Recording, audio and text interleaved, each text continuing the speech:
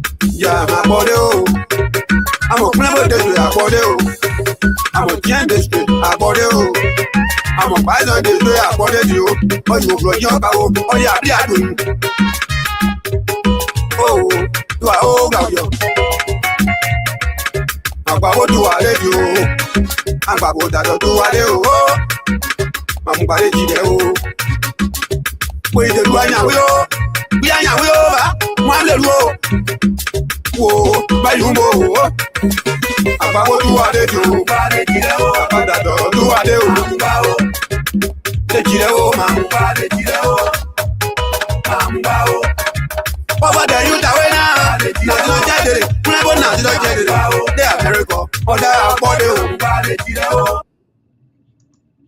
Hello, and welcome to the Print Double Show here tonight. We will be here for the next hour. But again, ladies and gentlemen, I would love for you to share the show. What I bring on one of our Jide favorite song, one of the sons of Mama Jide, the Honorable William Dr. Toa. We're going to have a discussion tonight. He was in Grand Jide County, and we just want to know more about his trip to the Mother's Lane in our country over there. Toa is backstage. There's no need to waste time here or to bring on the honorable man, bring on a doctor from our county, our own son, and we're giving the time to talk to us tonight.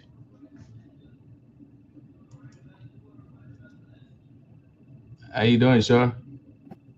Very well, Prince. Thank you. Chief Doctor William D. Toa Senior. Yeah, Yeah. I like, I have a double D now, so Dia Deiyan, I let the Dia to come up very clearly. Oh, okay. And I will ask you. I want to know the meaning of that name, that day on there. Okay. So, while you introduce yourself, take maybe 20 seconds.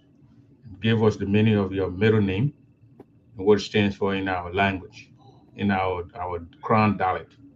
So, Honorable, welcome to the Print Double Show. Is not a strange era for you? You've been here before, and this is my I think second or third time having you on my show. Thank you and welcome to my show. Thank you very much. Well, Prince, it is a pleasure for this opportunity to come on your show.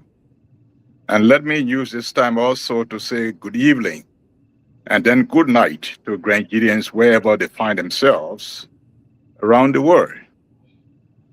Well, I am William Deiyan Towah.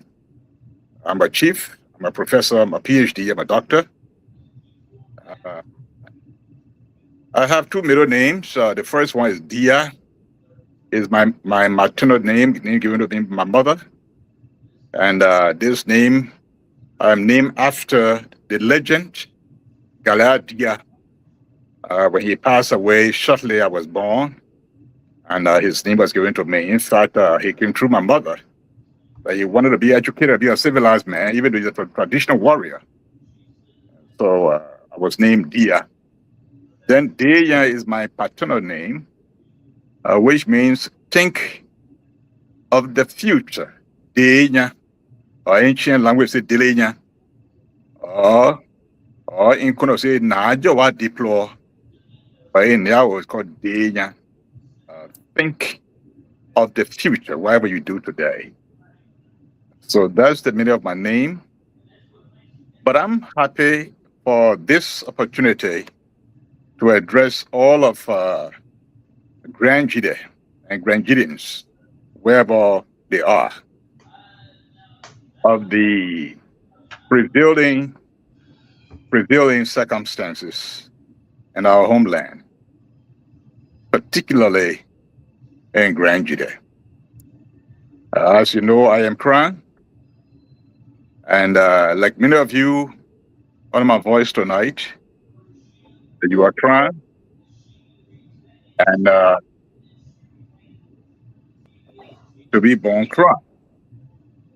That was God's divine destiny. All of us, myself, including yourself, Kran. And it's a good thing that God did that, so none of us owe any apology.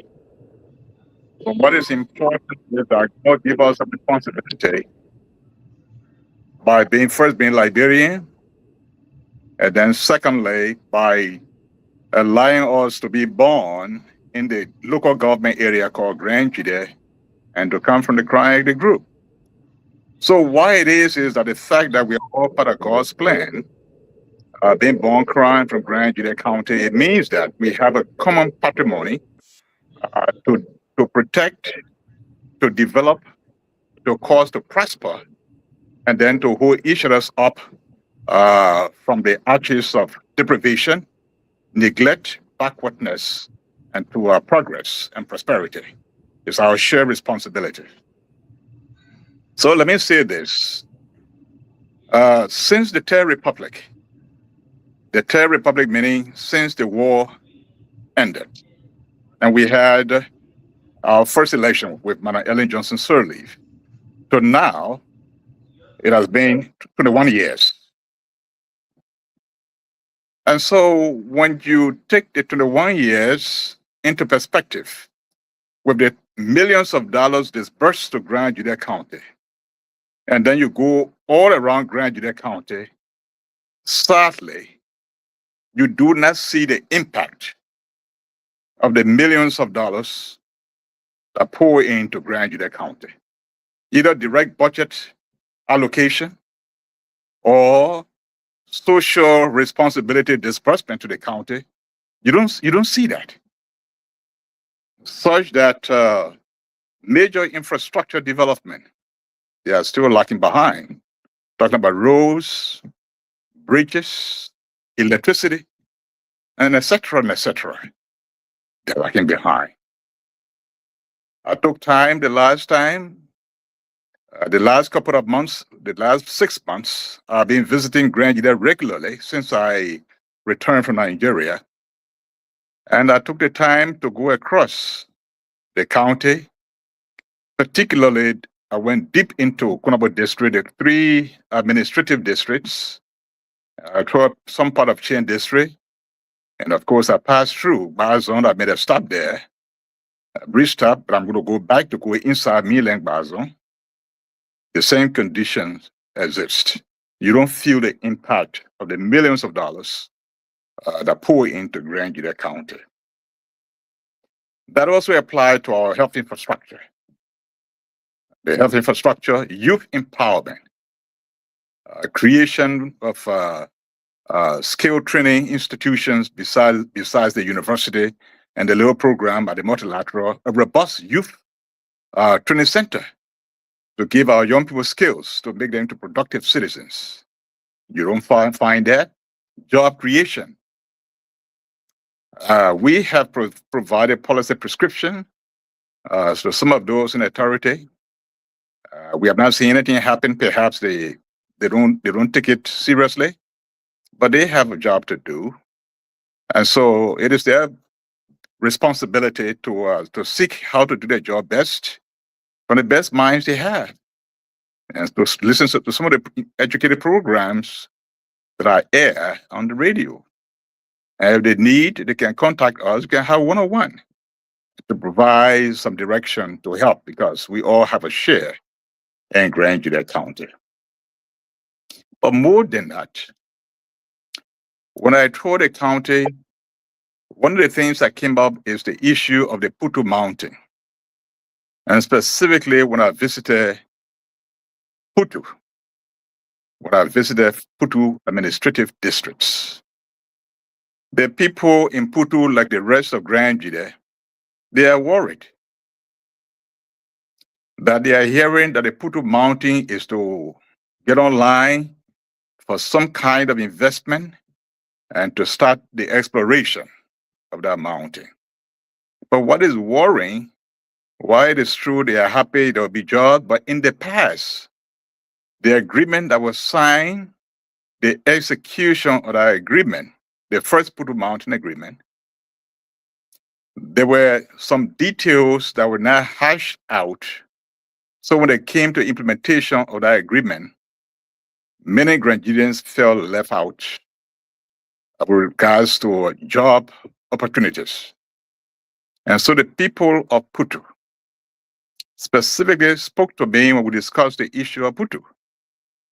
And they told me, William, Deiyan Towah, and they lay out, as I explained, the opportunities, the most affected area, the whole of Grand Juda will get benefit, but that the most affected area should not be forgotten. And they specifically asked me, please, as you are doing the consultations, whatever that will be the outcome, please do not forget us. Their voices were resounding. Their voices were so glaring. They spoke, looked in my eyes and spoke to me. And the chief elder blessed me and said, "Do not forget us." And I promise the people of Putu, as I did for Konabo, as I did for Twabo and Glio. And that's also will do for other places that I go or that I will go. Then with all of these problems, our policy review and prescription is such that millions pour into Grand Jide since 2006. Now, in order to not keep doing what is being done such that the millions of dollars are pouring to Grand Jide, we don't see the impact. Of course, whether the millions of dollars are pouring to Grand Jide was a fair share, that's another debate. But the fact remains, millions of dollars were pouring to Grand Jide. So, as a public financial management specialist like myself and someone who understands budgeting, I have been reviewing the way we have been doing things. And the other time I discussed, and I still want to repeat here tonight, that probably the way we are doing our budget application and execution, there's something wrong with that. And so there's a need to relook at that. So when we do our need assessment and the budget, a draft budget is designed, and when the budget passes, what we put in versus what we receive, then there is a need to call the stakeholders to do a review of our priorities on the basis of the amount of the actual budget, approved budget received. So the idea of spreading out whatever the amount that is earmarked for Grand Jide throughout the districts such that nothing tangible is done that you see to impact the areas. Probably when we meet and say, this is what we receive, can we reprioritize our priorities on the basis of the envelope, the amount given to us per budget? And then we'll do it, maybe perhaps district by district, we attack a particular project. We do it very well, we put the resources into it, it becomes very tangible. And for example, electricity has been in Grand Jide over the past 10 years. Until now, the electricity has not been able to reach all the districts in Grand Jide County after 10 years. Now we're standing every year we have budget. Could we have said, let's say that this year around, we're going to make sure electricity will reach inside to Bazon Jaudi or Pola, for example. And then we apply the resources, we get the light poles, the light wires, even though I still have a problem, which of course I'm going to discuss later on. If we have an electricity company in Grand Jide County, what is the responsibility of that electricity company? Where is the agreement that brought that company to Grand Jide that is managing electricity? I've been asking over and over and again. But if you have a company that is managing the electricity resources, and that is electricity is light, is life, is growth, economic growth, and before you put a first light bulb on, you must pay. So what is the responsibility of the company? Are they not to provide the infrastructure, the light pole, the wires? Say before you put the first light bulb on, you prepay or you will pay. So there are things that the county needs to tell the citizens. I've been asking, the civil society have been asking, where is the agreement between, I don't know, LRB Energy and the people of Grand Jide or the government of Liberia for Grand Jide? Let's see what is in there. What are their responsibilities? So that the right aspect. So perhaps we can take our budget and say, well, we applied our budget to this area to impact our people. Then the other year comes, we go to the other district and keep going around and keep repeating. And by such steps, we'll begin to feel the money at work in the districts. But for the past 21 years, as I travel, roads, bridges, youth empowerment, youth centers, training, and all of that. I know a little money went to the university, even though I am sad the kind of structure that I see at the university. Of course, you can't blame the central government. The budget execution, there's something wrong with that. So can I want to sit down to blame the central government? There is something also wrong the way we administer the affairs in the county. The accountability, budget execution, budget reporting, the critical areas. But more than that, I have a prescription. I talk about the budget, but there is, with the difficulties Granjida went through, with the suffering that went through, but by the grace of the Almighty, Granjidians find themselves in the Western world, particularly the United States. And like the children of Israel, Granjidians in exile or in the diaspora present the glorious opportunity for the growth, sustained growth and prosperity of Mama Jide. But for far too long, over the past 21 years, we have not been able to tap into this gem, the resource that God has given to Granjide that came out of our suffering and pains. What do I mean by that? Instead of looking at Granjidians in the diaspora as donors, when people have problems, they call, want to go to a hospital, want food, want school fees, they look here. But when there is an opportunity by home in Granjide, and Granjidians in the diaspora want to participate, then there's a tendency to say, well, you don't belong here. You go back to where you're coming from. You don't have a share here. But when there's a problem, then you can call on the people in the diaspora. So what I'm saying here is that Granjidians in the diaspora now must be part and parcel of the strategy, be it the identification of needs, the allocation of resources to address the needs, the application of the resources, and the reporting of the resources. How do we use? Granjidians in the diaspora opportunity must be provided for them to participate from day one to the end. Then in that process, if all of us sit down to reprioritize on the basis of what we receive from the central government, to say, well, we wanted 1.5 million, but we got 1 million. So let's identify some things we do. And in that process, when we identify things that we want to do with that $1 million, and perhaps there's a little budget shortfall, then the people in the diaspora, Granjide in the diaspora now, then they can come in and say, look, whether it's 50,000 or 100,000, we're going to mobilize because this is an important project. We want to build some bridges, we want to carry electricity to Jaudi. We need 100,000 to complete that, or 50,000 to complete that, we're going to provide it. Then in that process, the people in the diaspora are informed, they are involved, they are part and parcel of the process. And so their participation becomes a situation of us solving the problem.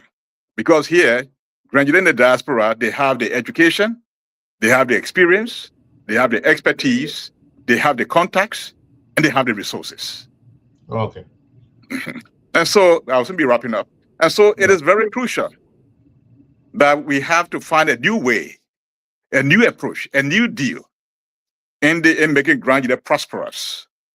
And I am on this mission to make sure that this debate is harnessed, and so that we can begin to look at our brothers and sisters on this side of the globe, not as adversary, but as an integral part for building wealth and making Granjide prosperous in the current state, if they change Granjide from the current state of affairs.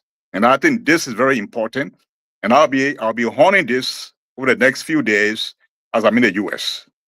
Now, so what is my vision with all the problems that I identify? What I discover is that the problem with Granjide that led us to where we are today, although some effort is being made, but leadership, particularly at the legislature, and specifically at the Senate. It's like there's a football field and that there's a certain player in the football squad who is playing the number 9 position, is not playing the game very well. And so as the time is approaching, Grand Jury now should consider to make a substitution because someone is not performing and the team is not fulfilling its mandate to make the people happy. And so I believe when time comes and the people of Grand Jury decide and the aspiration we have to want to help, because all of us are in this together to help Grand Jury. We're all by destiny are part of Grand Jury. We really didn't choose. But the fact that all of us came from ground zero, and while some are still in Liberia trying their own ways, there are some that are here in America. There are some that went to school, got master's degree. There are some that went to school, got PhDs. It does not mean that people got extra benefits, so to speak, or extra resources, but it might have been by the grace of God. And so those people that manage to have this expertise, we should find a way that they become part and parcel of the process. So when there's a problem with a county, we need to revisit and tap into some of the best minds to come and solve the problem of Grand Jury County. And there where I come in. And I'm looking at 2029. I am prospecting so that when time comes, the problem that I just articulated and the proposed suggestion to solve them, so I can be at the center. The office of our senator will attract the diaspora Grandians along with the national Grandians, so we can sit down at the round table to address the problems of Grand Jury County. Thank you. Thank you very much, Honorable Dr. Towah. I mean, we give you almost 20 minutes to lay out your vision, your plan, and your visit to Grand Jury County. So you went into Grand Jury County, and how many towns or let's say cities or did you visit, and how long you spent in Grand Jury County? I spent the total of it. This or visit, not back then, but I mean this one we saw you on the video and all that. How many towns and or cities? Right. How long do you spend in the county?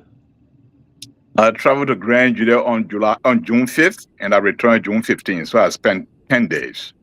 On the 11th day, I on my way back to Monrovia. I visited several towns. I visited on my way to Konabo. I made stops to Kane. Kane is in Chen District. I made a stop there. I listened to the plight of the people. What is crucial to them, I stopped to Kula Town and Tupoi Town as the headquarters of Chen District. I stopped there, spent a couple of hours. I stopped to Bantry in Konabo, the first Konabo town. Then I went on to Zia City. I actually spent 2 nights in Zia City, 2 nights, 3 days. Then I moved to Tuabo Glio. I spent 2 days, 1 night in Tuabo Glio. On my way to Tuabo, I stopped to Biribo. I stopped to Dejira. I stopped to one other town before I got to Biribo. It was in Biribo that several of our people and I met. We had deep consultations, some of which you saw on the social media. Some were down the social media, some were close to consultation, where to express their view to me. And from there, I went to Putu. On our way to Putu, we stopped to Abule Town, we stopped to Tiamas Town, and then we went to Putu Penonkon. And I want to emphasize the pronunciation of Penonkon. I keep hearing people say Penonken, Penonken. No, Putu Kran do not pronounce the town. Penonken is not Penonken, it's Penonkon. And I just want to make sure that it's corrected because I feel irritated when people wrongly pronounce the way we call our towns. And I think that's one thing when I'm lucky, we're going to rename our town. You call it Tobli, Toastown. I mean, all of that. I mean, why distort the language? We're going to visit that. We'll sit and discuss those things. Dueblo, Siablo, you know, the way the people in the locale called, how you call the place, you don't change it. But we'll discuss that. That's another debate for another time. Okay. So did you go to District 3? Did you visit any time in all the times I heard you, District 1 and 2? Did you go to District 3, Bazon District? Well, I made a technical stop in District 3. I guess it was in the Siningway. or the town next after Teniwen. But I made a technical stop. There were some widows that knew I was coming, and so they gathered themselves. And so I made a stop. I spent at least 1 or 2 hours with them before I passed through. But December, I'm coming specifically for Bazon District and then Kavala, and then the rest of Chien District. But this mission I came on that I just ended was specifically for Konobo Statutory District. And I did justice to that district by going at most in all the locale, at best. Okay. Thank you, Mr. Dr. Towah, for visiting our people and having a meeting with them. But when you went into Grand Jide County, you've been there before the Civil War. Please compare the city, the cleanliness of the city, how the city from back in the 80s up to now, how especially Zwedru, how it looked. Prince, and I want to be very honest with you and with every person here. We all, maybe you guys were very small, but those of us, the bigger ones, we know what Zwedru was. Even though some ward is getting a little bit larger, but the upkeep of the city, much is desired. The city is in a complete shambles, and there is urgent need to pump some resources, and those are working to put effort to do their best for the county, for the city. I tell you, what I saw in the city created a turning point in my decision. To tell you the truth, when I retired from ECOWAS, I was on my way to the United States to come here. I got a job offer here. I wanted the state's university to come to be director for African Studies. But when I went, I had a meeting in Zwedru concerning the board of trustees at the university. I took that time to go over Zwedru. And that road from Kane Road, that street from Kane Road, passing through by the mosque, coming down to Buen community, Buen town, the Buen community, going to the Niao Road. That place used to be the booming street before the war. I know they had a cinema, all those things over there. By the late Honorable Sarah's Rule House there was a boarding spot. But when you pass there, erosion, before you get to Buen town there, the place is devastated. It's like an abandoned old town. I mean, in the Third Republic, when you have so many Grenadians in the diaspora, experience with resources. And so that what maybe you start thinking, how can we attract our people in the diaspora? What can we do to create an enabling environment on the ground for their participation and not just be seen as donors when people want to ask, trying to plan and be a part, to push them aside? We have to change that. We have to tap into what God gave us. And human resource is the greatest gift that God gave to any nation. And the growth of the country, the growth of Mama Jide is dependent, first and foremost, on the quality of the citizens, the human capital development of the citizen. That will help change the status quo. And so that the state of affairs of the city, which in fact is what we call is just an iceberg of the greater situation around the county, led me to make a decision that, look, since all of us here, we did not choose to come to Grand Jide, but God brought us here. And all the training we have, not to say that because we have money, but it was God's divine plan to excel, to have all these experiences. It means that we have to make a deliberate decision to come now to help those that are there. They are doing their best. I'm not here to put anybody down. They are doing their best. But you know, But Towah, you look at the city. Is the city dirty or the city clean? I said the city is in a devastating situation. The city is dirty. The city is downright dirty. The city is in bad shape. The roads are messed up. Even where we have the quota, that's not a quota anymore. Because when we look at it, it's like a milk of dust. Take all the it's a brown quota. So I mean, the pride of Grandidians, Zulu whiskey. When Grandidians talk on the media, talk in the diaspora, you want to go to Zwedru and just enjoy yourself and live life. But when you get there, well, as I said again, given my role, my level now as one of the elders who want to fix the situation, what you don't know beats your time. So those out there doing their best now, I think there will be a need to do a reshuffle, to change some players. And I say, I will encourage people who are knowledgeable, who are prepared, come on board, let's build Mamangide, equal to none, and we can do it. And the base to do that, Nigerians in the diaspora, they are a gem for the county. They are core. They are a precious jewel for our county. And I will try my best to do what I can to make sure that we have a collaboration so that the experience, the education, the contacts, and the resources, those things can be poured into Grand Union County and to change, to have a paradigm shift in that county. But I tell you, I am siding of the state of affairs in Grand Union. I don't like it today. I didn't like it yesterday, and I want to do something about it tomorrow. Okay. Thank you, Honorable Towah. Let's pivot a little bit to the Burkinabe in Grand Union County. According to the executive mansion, the government led by Honorable President Joseph Boyka, estimated almost, I think, 40 some thousand Burkina or above that Burkinabes. Our brothers, our neighbor, they're not even our neighbors, but our brothers from West Africa over there, especially in our forests in Grand Union County. You ever experienced that when you were there with some Burkinabes?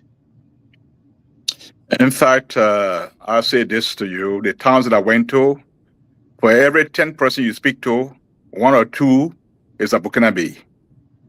So sometimes they tell me, so when I try to speak Kra, I said, no, the other people don't speak Kra. Near all the towns that I pass. So my instinct is on the Burkinabes. Oh, the Burkinabes. I was there I saw you, we met. In April or something like that. I went into Grand Union. I drove. I saw Burkinabe standing on the road on the bike. So what's your? Are you afraid that Burkinabe might take over the county in the future? Or what's your take? And what are the process? What do you think that the government should put in place to because they're not our neighbors though. They're not like Ivorians or Guineans or Sevelones. These guys from all the way Burkina Faso, trooping into Liberia as a son of the soil and the son of Grand Union County. What when you saw them and heard them in your town, how did it make you feel? All right, Prince. It is not a question of being afraid, but it is the issue of being strategic. Now, these people, I'm talking about the Burkinabes, they are not neighbors to Grand Union, to Liberia. And by the way, they have pulled out of ECOWAS.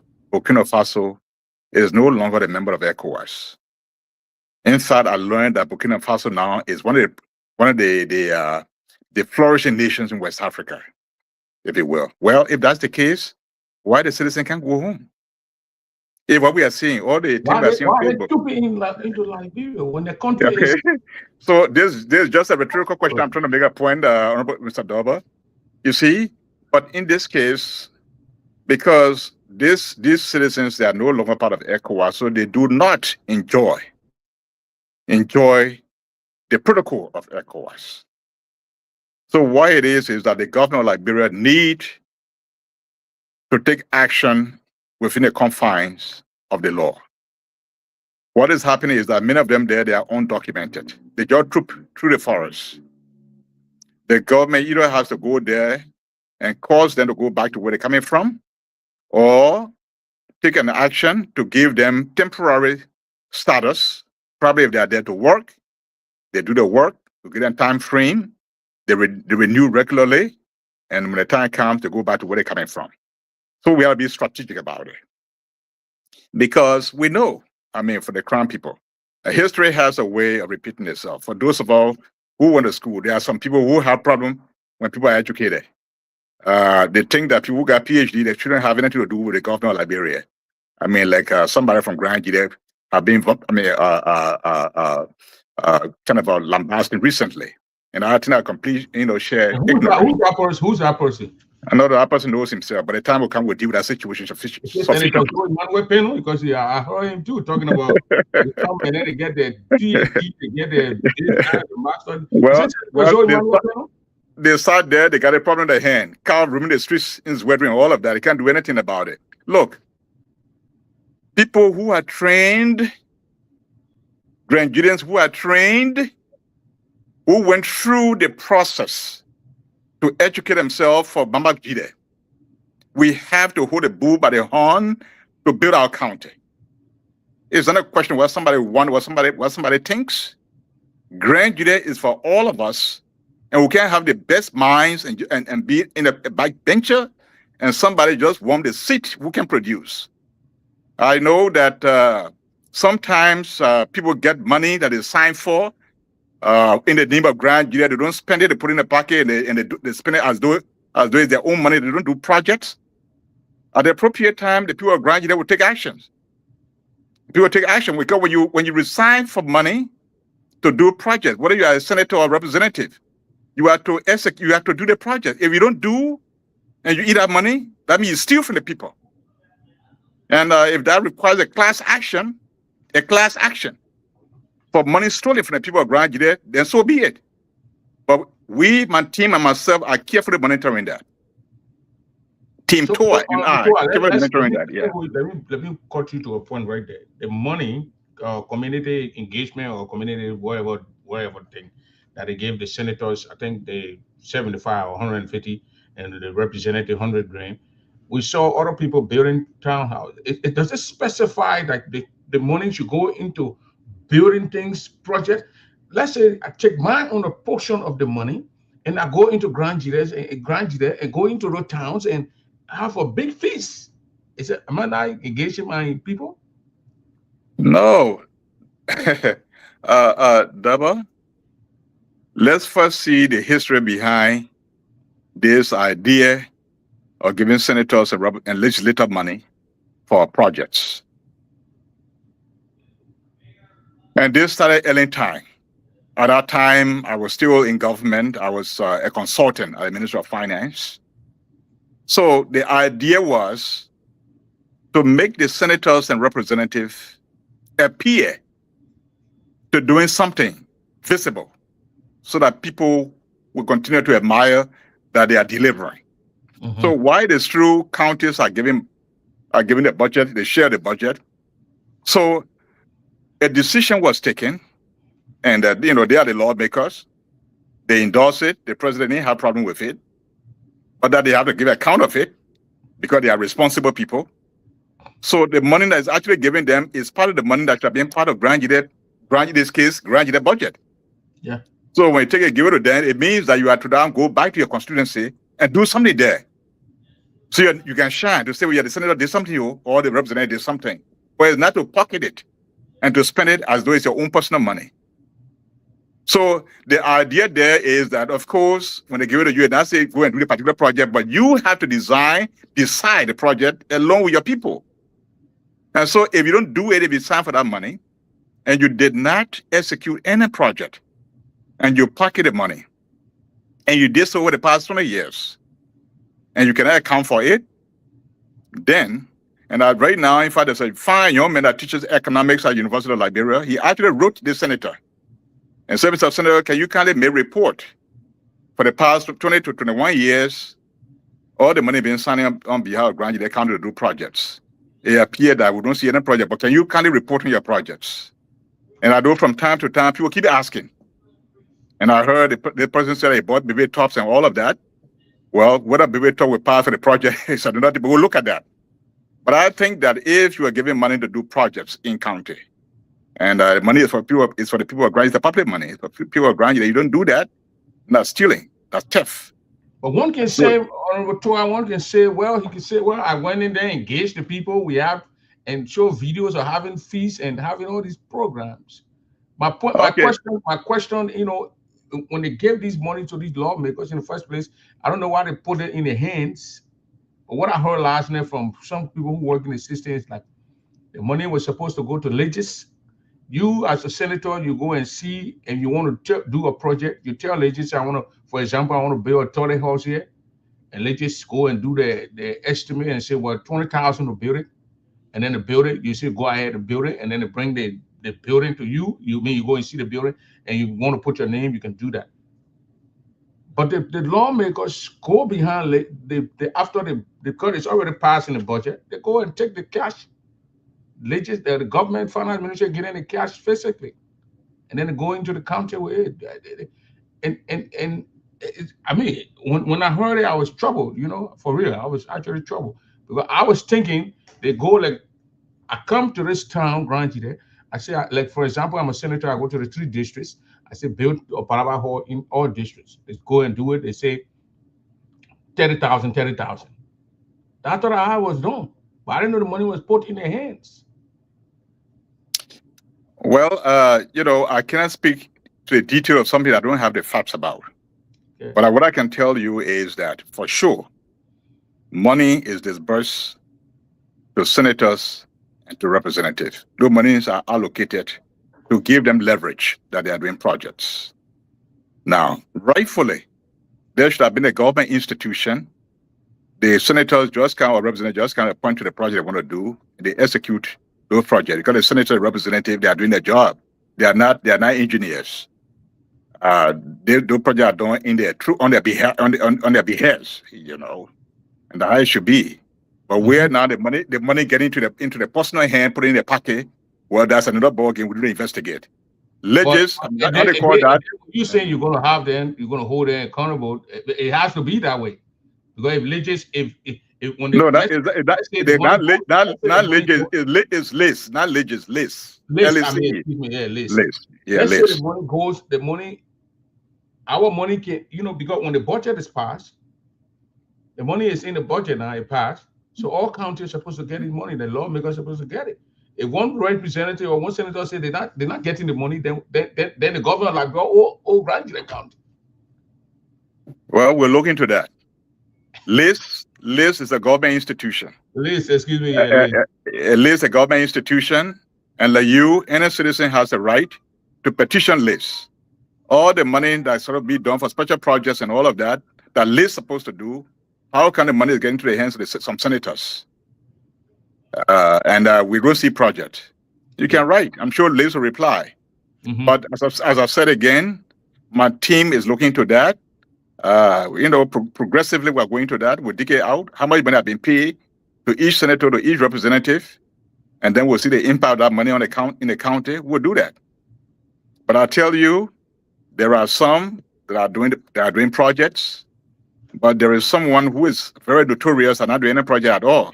It could be probably he did not sign for the money, perhaps, maybe. So let me not conclude. But if he signed for the money and he did not do the project, if he didn't sign for the money, that means the government owed.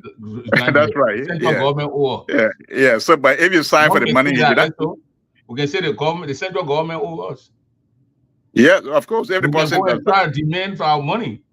No, if a senator does not sign for any money was allocated, it means that our government owes us. Can be the case. Yeah. But which of course I doubt, because I know that senator, you not sit down. He's somebody that spent a lot, so that you not sit down. Things passed by him for 20 years or so. But that said, Prince, my thrust here tonight is how do we marry our expertise, Granjudians in Liberia and Granjudians in the diaspora. Much more so that we harness our competency or our competitive advantages that we have, both at home and abroad, such that we work together so that Mama Jide will prosper. But this is one thing, you talking about working together, you got to do a lot of job on the ground, especially those in Grand Jide County. Despise those in the diaspora. I don't know what reason why they keep doing that, what made them to even think about that. They will take things from us, but when you leave from here, you go back home, you're probably going to feed that heat too. They're going to tell you in your face, I mean, they're going to tell you that you don't belong here. Even though you were born there, raised there, but because of wherever you live, they're going to tell you don't belong here. People there, they are very good at doing that. So it's going to be a long process. I think you're going to take a long time to convince those guys on the ground. Yeah, but somebody is well, today person has gone. All right, no, sure. Mr. Dobbard, to tell you the truth here, uh, I am in a different situation, if you will, because I've lived in America for 6, 7 years before, and I've since returned to Liberia. Since I returned to Liberia, I have been working in Nigeria regularly in Liberia. So somehow I have a little bit pseudo difference. But I tell you, when I returned to Liberia newly, when Ellen appointed me managing director for national housing, in fact, when I got in town, they said, the men I come for our job. That was the feeling I was getting. But even if I didn't come home, I mean, Ellen would have been giving the jobs to them anyway. Mm-hmm. You see, so but then I have settled in now, so I think I found myself in a somewhat a better position with our people back home. But I think what is happening is not deliberate. Is that our good people have been a little bit beclouded to say that the benefits here are limited. There are greater benefits where you coming from. So why don't you stay there and let us on the ground here benefit from a small benefit that is here? But what I want to see happening, if I am lucky to become senator 2029, the office of the senator will play an interlocutor role of breaching this intentional dejection, such that we'll see each other as an advantage that grant they can draw from. This is a thing, Prince. And when I say our generation, myself and the other young people that somehow were born in Liberia and that happen to be here, when their generation dies out, our children that are here, the connection we have with Malahide, they will not have that same connection. So the urgency is now for us to blend our competency to grow, to make Granada prosperous, so that in the next 20 or 25 years from now, people in Liberia, in Granada, will not be depending on remittances from the U.S. because time will come, the remittances will not be there. And so the debate I'm putting forward now, drawing people from the ground, Liberian people from the diaspora, for us to debate and find better way. I have a small way here that I suggested, but I'm not saying by all means that what I'm proposing is the best way, but it's a proposal to spur debate, so we can find better way to approach the two groups to merge to work for Manjide. Okay. So the urgency is now. We have to do it. Go to the Putu Mountain now. Mhm. Because we're going to open the line for people to call in, and I think you're okay with that. Sure. Okay, let's go to Putu Mountain.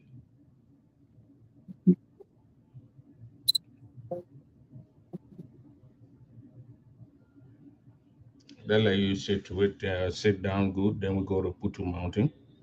Yeah, my air conditioner is giving no problem here. But that's fine. We can go ahead now. Okay, let's go to Putu Mountain.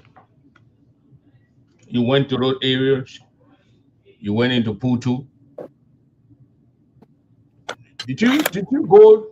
Did you attend the meeting that was called by Honorable Representative Jeremiah Soka? Yes, I I think back attended that in meeting. April or May. Yeah, the meeting that was held at the AG Church, I AG attended it. on 24th Street. That's correct. I attended it. What's your take from that meeting? Was it good? I saw the video. I saw a lot of the people asking questions, but some of the lawmakers they did not have answer for the questions. Well, Do here is my you take. think they were prepared to call that meeting? All right. Here is my take, Prince. Prepared or not prepared, let me leave that with them to answer that.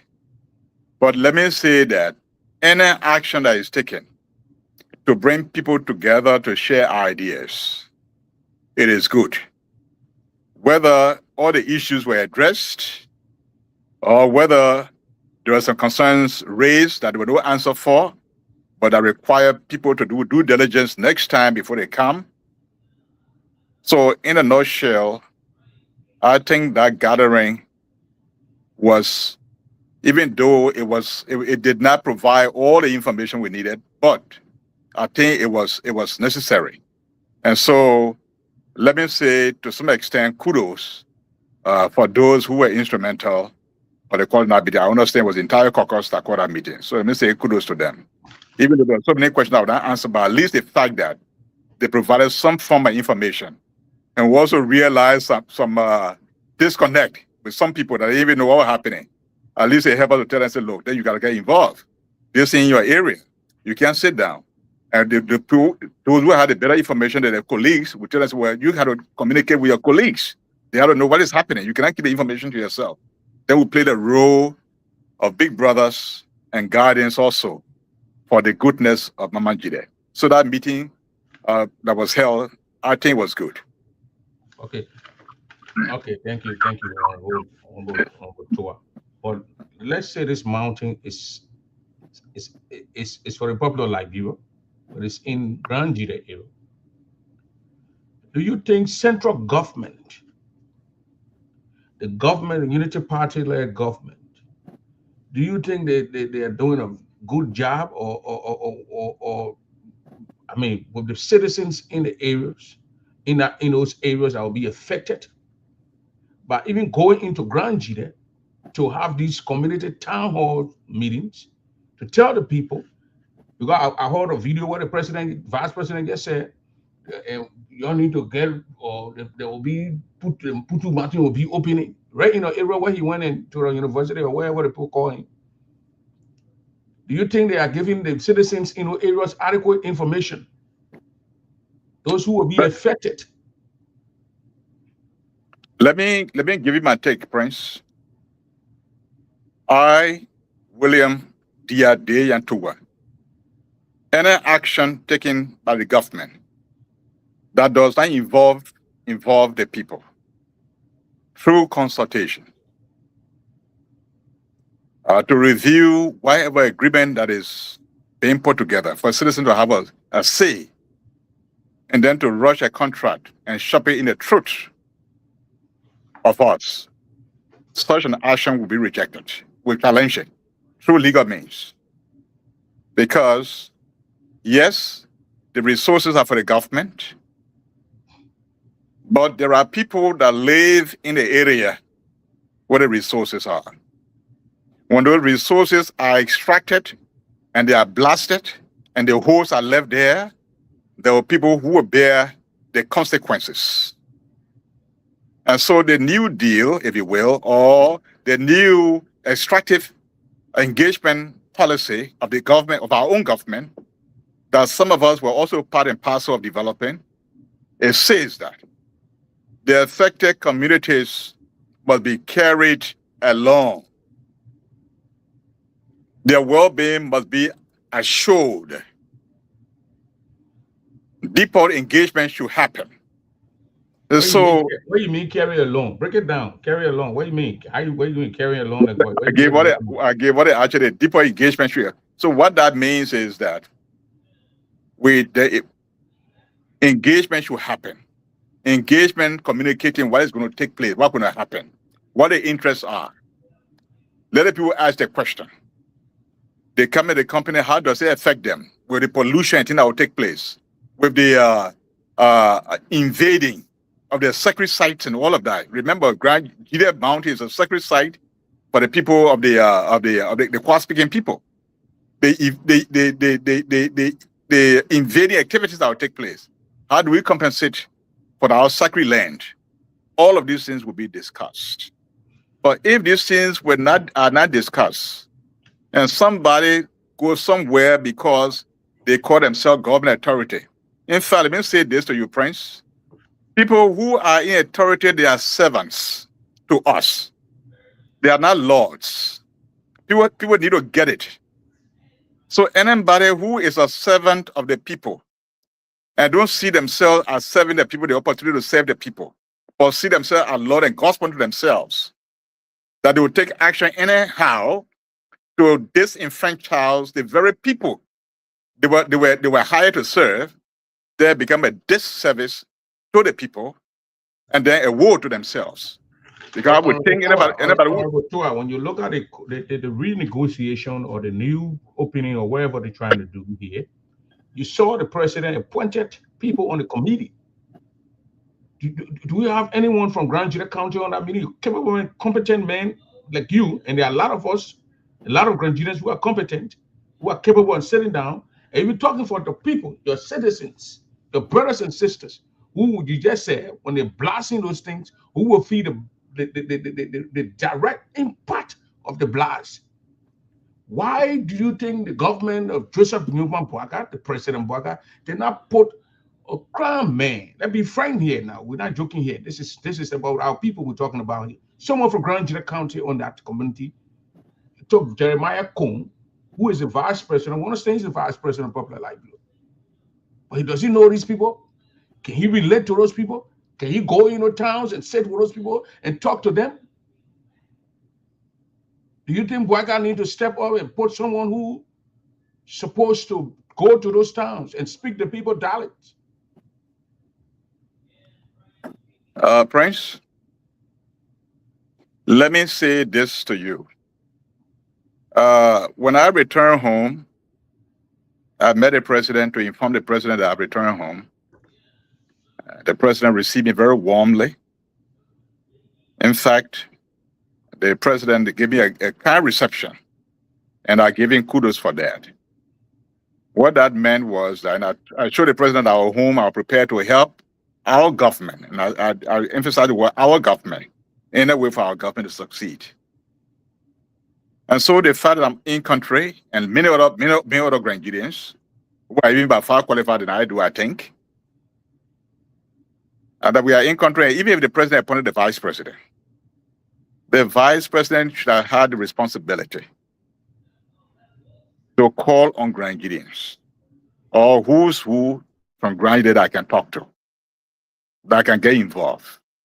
Because you see, the president just one man up there. And we sat down, we waited. So we thought that would have been some interest group, whoever close to the vice president, I told them, look, there are eminent Grandians in Liberia. Right now, I'm a professor at a university. And there are so many others from Grand Juda. And people treat Grand Juda as though it's an orphan child. In fact, what is even more troubling, Prince, and I can say this, because Liberia belongs to all of us. No one person is more Grandian than the other. And to have a government of the people in the cabinet of that government, and there's no doubt one person from Grand Juda in the cabinet to sit at the cabinet table when discussion is being held. What a disservice to Grand Juda. I don't like this. I have done some quiet diplomacy about this, but it's just not good.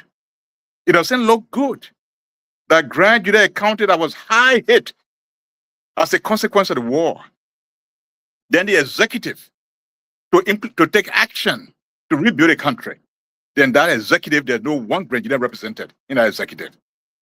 It's a disservice to Grand Juda, and I don't like it, and I know many Grand Juda don't like it. And so today, I am signaling the first bell of our our dissatisfaction about the status quo, and I will detest it. And those who are to flag it to the appropriate authority, I have said it, but nobody takes any action. Well, it's up to them, but we'll continue to hone that because we are no second-class citizen of Liberia. So we need to have representation. When election passes, all citizens become part and parcel of the government. So whether somebody gave the government 5% or 10% or 20% or 50%, you cannot penalize the entire geopolitical region only because they didn't have many people that voted for you. There are several people that voted for this party in Grand Juda. And so that cannot be a yardstick. If I heard a legislator from Grand Juda saying that, oh yeah, the people did not appoint somebody because Grand Juda did not vote for this party. What a shame to this person that shared A ignorance. lawmaker from Grand Juda County. A lawmaker of Grand that called himself a senior senator of Grand Juda. A shame on you. But you're not calling this name. Well, you get called this. I'm talking about Zopeno. Zopeno, he made a remark that because Grand Juda did not vote United Party in the power. Of course, Grand Judeans voted for United Party. Grand Judeans voted for United Party. So many Grand Judeans. Yet the percentage may not be as high as CDC or Grand Judeans voted. And so, but when the president becomes the president now, then he is the president for all of Liberia. So and do you think the people of Grand Juda County need to change their pattern, the way of voting, so I mean they can do it 50-50, so when another president comes, so they can benefit? Friends, let me say this to you: the voting, if voting is individual rights, parties have to do well for the people, and the way the party acts to the people, that how to lure people to them. So the way the party has won now, and you think you appoint a minister from Grand Juda in the cabinet, and when they came to the Putu Mountain, the president wanted to appoint, and the minister go to the president and say, Mr. President, even though you appointed the vice president, or even the cabinet minister go to the vice president and say, well, even though the president appointed you, but please, Mr. Vice President, make sure you include 3 or 4 Grand Judeans in the consultation. But when you don't have no Grand Judean around in the cabinet discussion, then like you push a whole geopolitical division, you put it one side. And so how can you put a county, a region that was high hit as a result of this war in the Reconstruction era, such as what we have, then the action arm of the government, the executive, then you don't have nobody from Grand Juda at the cabinet table. Going to 3 years now, something is wrong. I continue to make that representation quietly. I have not spoken, but I just desire to break this silence tonight. And from time to time, I'll be speaking about it. It is troubling that we do not have Grand Judeans. County got 2-3 ministers, but we need Grand Juda need to have a representation. And when that happens, then the issue, then Grand Juda have a channel to speak to the executive. And so the appointment of the vice president, I understand. The vice president did make a remark that Putu will be starting this and that, but some of us are waiting to see, because we're going to take our grounds to take legal action or to take civil action, because this is a gift to Liberia, but most importantly to the people of Grand Juda County and the southeastern and the other counties of the southeastern region.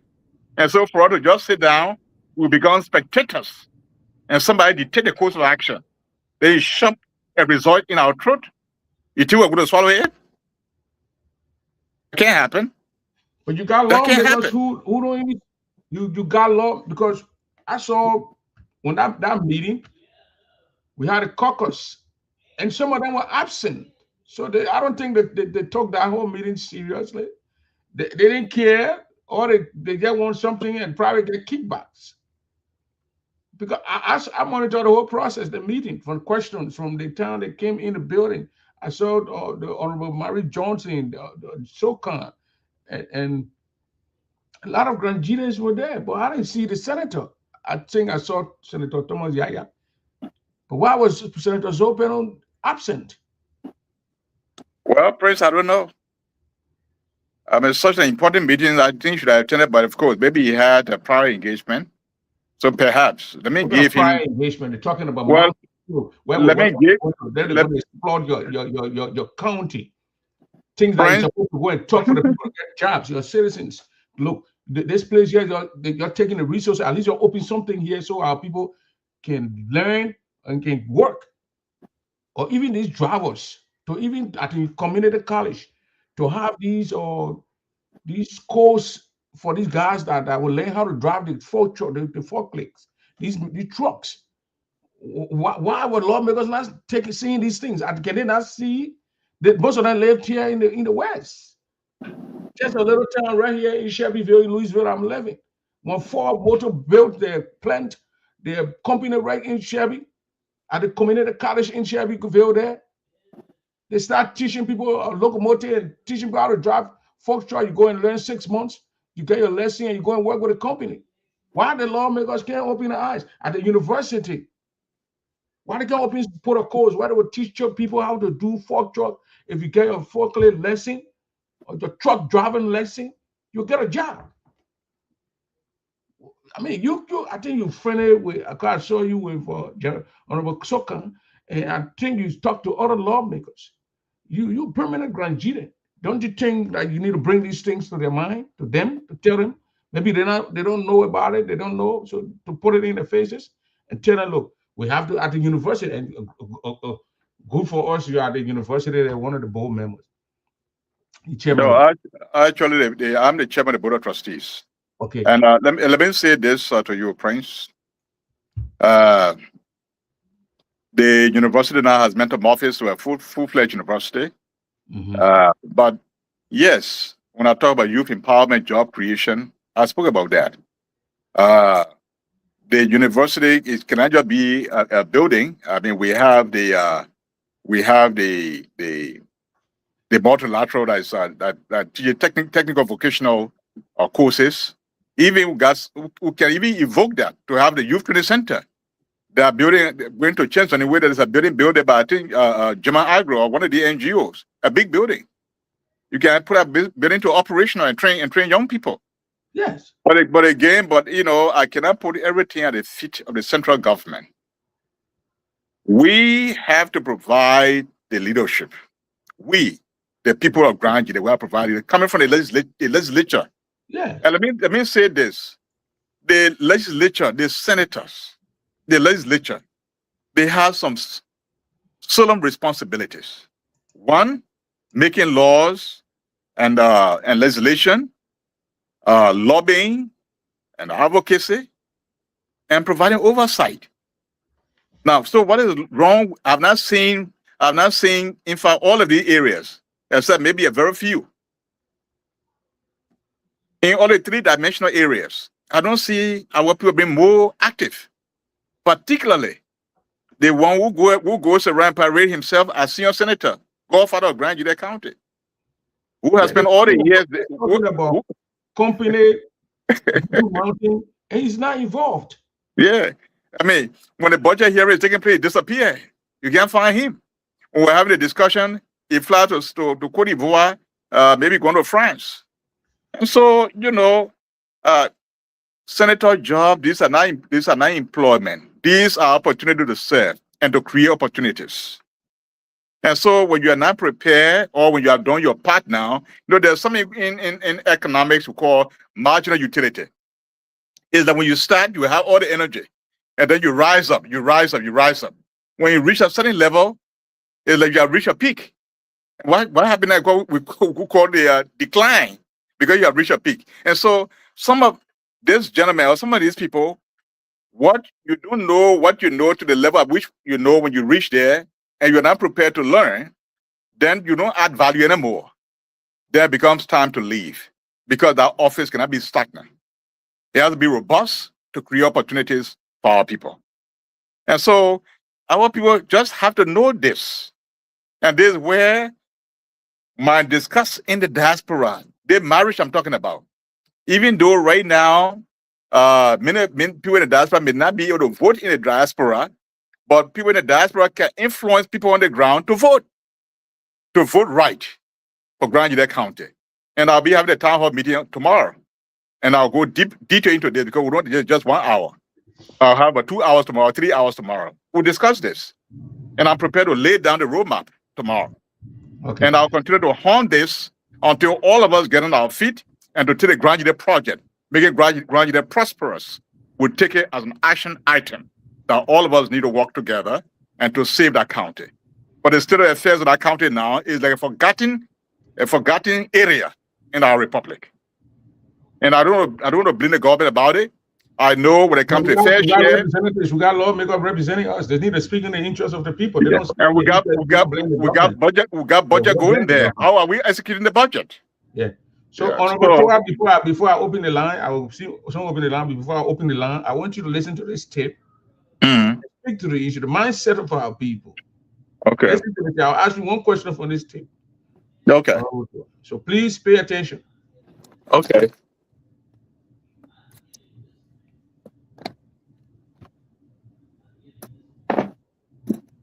Are you and Peter Soro? Y'all related? Oh, Honorable Peter Soro. no, Peter and myself are not related. We are friends, but we're not related. Okay. So I'm going to play this tape. But I want the honorable man to position himself.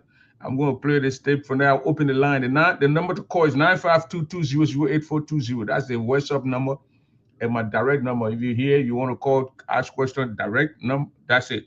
Gilmore just asked me that if the line will be open. Yeah, but I'm opening the line. He said that Towah speaking like Nigerian American. People say he's speaking like Nigerian American. I don't know. I don't do. Well, I spent 15 years in Nigeria now. So what do you expect? So I want you to look. Are you ready? Yes, I'm ready. Or you want interest or 900 story? Yo, mukba.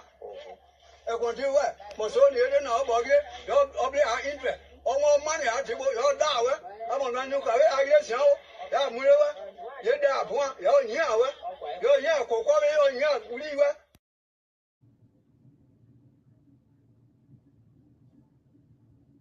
What are people voting for? Kokobe. You understood the chant? Yes, I understood that, Prince. Will you change our people's mind from this? Well, first of all, it just said that the old man is on record. And may his soul rest in peace. I understand he's not with us anymore. He's deceased. Yeah. But I think that what he said is a sentiment shared by so many people. So we can't just attribute that to him or either the change people alone. In fact, there are so many people across the aisle that subscribe to that belief. But you see, when somebody, and I'll be very straight about this. I'll be very straight. I'll not be political about it. If an individual who's a senator signs for resources that must be used to undertake projects, and he packets the resources and spend it as though it's his own money, and then when he come, he gave handout. There's nothing wrong with giving handout, but if it is your own money that you are paid to take care of you, and you are kind enough to take care and give to people, give to your citizens, that's fair enough.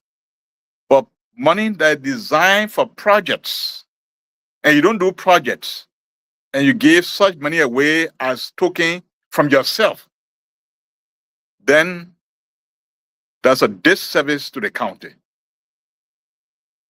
But I hope that's not the case, but that's what we tend to see.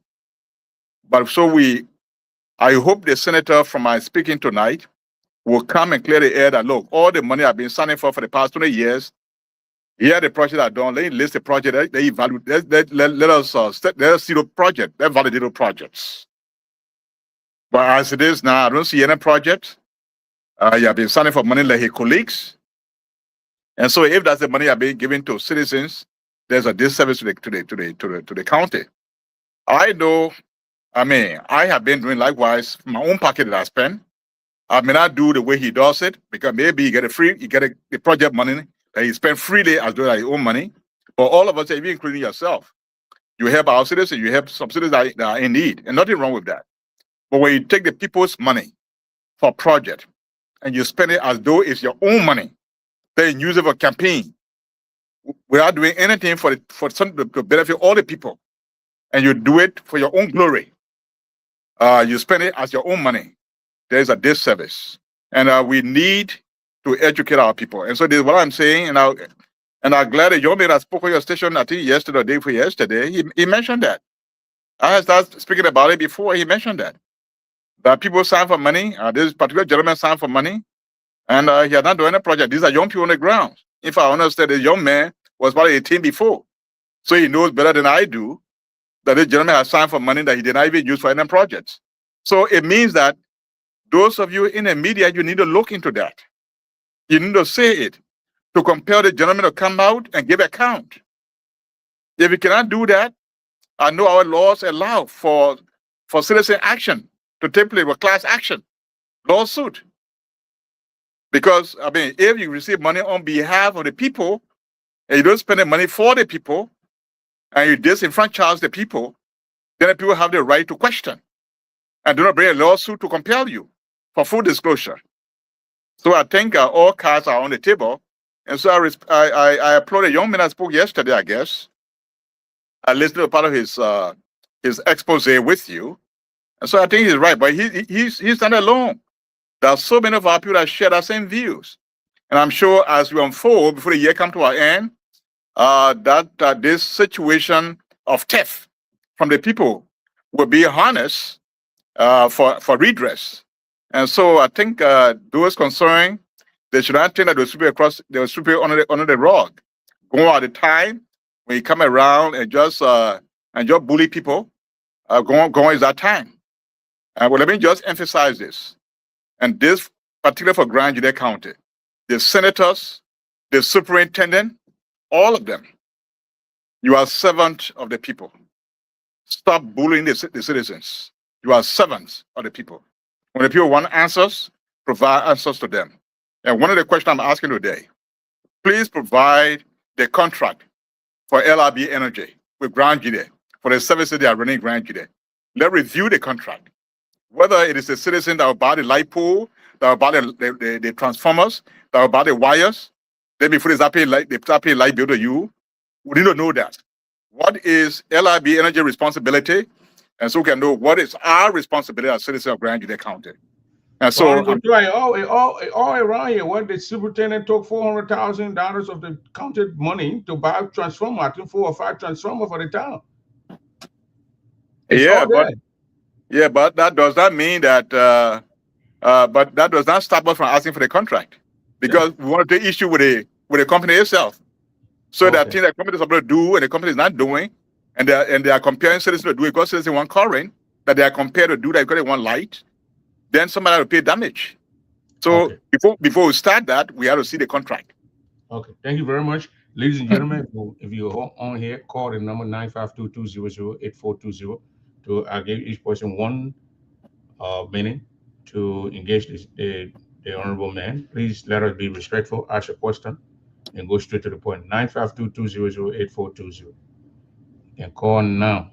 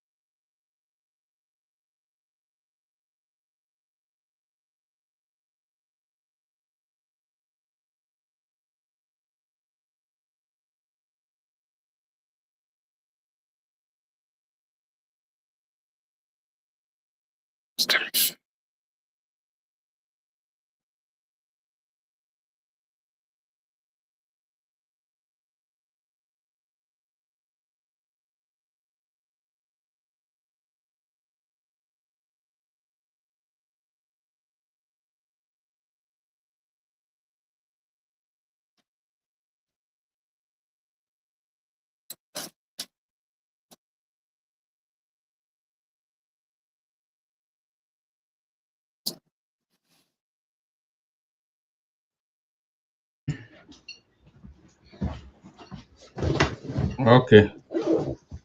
Let me open the line. We got a caller here. Caller, what's your name? Where you calling from? Gilmore, you hear me? Eh? Yeah, go ahead. Yeah. Dr. Towah, how you doing? Very well, thank you. Yeah. Okay. I have a question.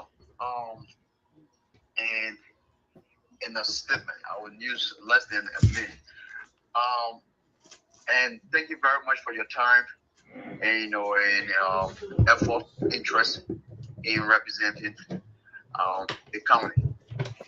And Thank the question, and I'm also glad that I met you in Liberia in last month, and also were able to listen to you and you share your ideas and vision. At the Mm-hmm. same our senator from that's Mr. Ben. My question to you is, excluding your education, because nowadays Nigerians are some of the best educated people when it comes to people in the diaspora.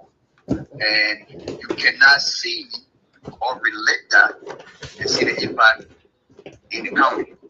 So we cannot talk about education anymore. And someone who supported candidates that won the election in our country, like Senator DeLong, second largest donor to our main, the late,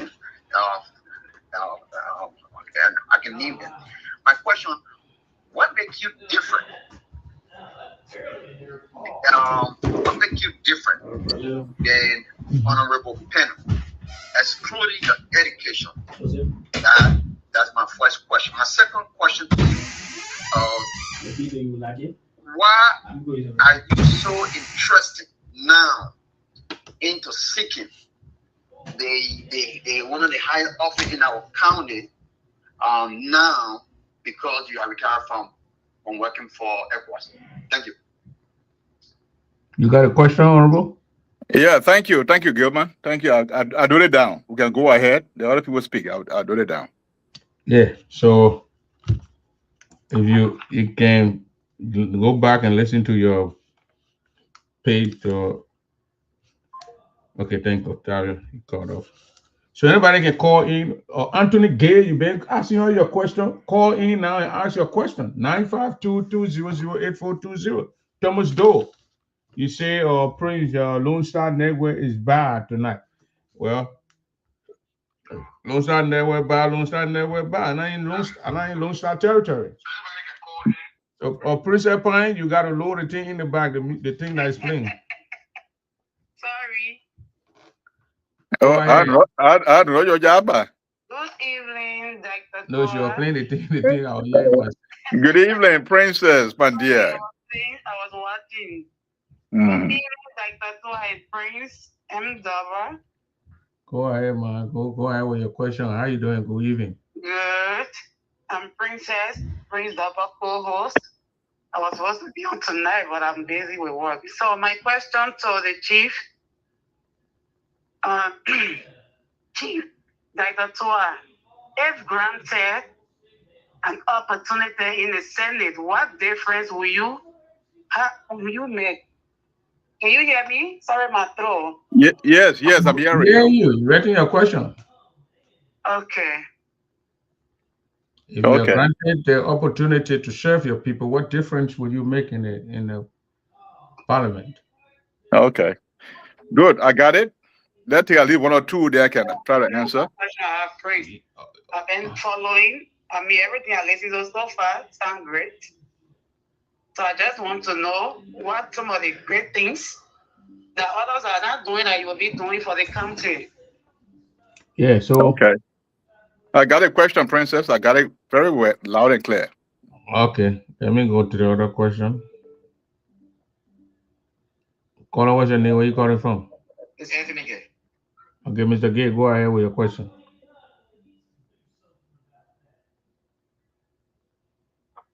Mr. Gay, Yes, sir.